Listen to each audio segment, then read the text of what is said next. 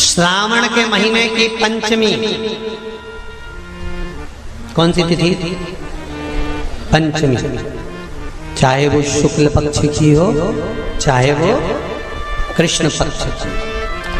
श्रावण महीने की पंचमी के दिन शंकर भगवान पर जिस परिवार के व्यक्ति का कांवड़ जल हमने बताया है आपको, जरूरी नहीं है कि डंडा बांधकर 2 कावड़ के जल के लोटे लेकर जाओ, आप अपने हाथ में भी 2 पात्र लेकर जा सकते हैं।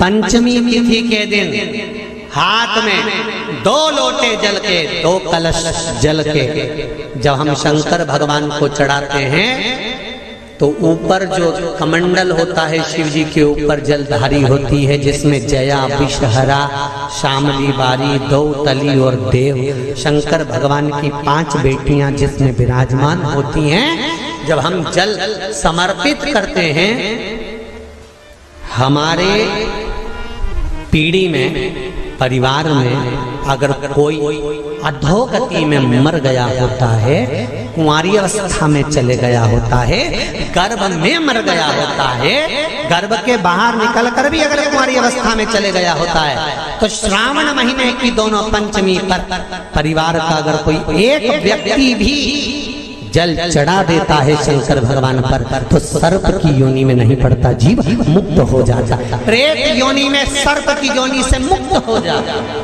महाराज, हमारे यहाँ सांपों की पूजन कौन से दिन होती है, कौन सी तिथि में करते हैं? जम के बोलो जरा। नाग पंचमी। नाग पंचमी का मतलब क्या है? सांपों की पूजन करो।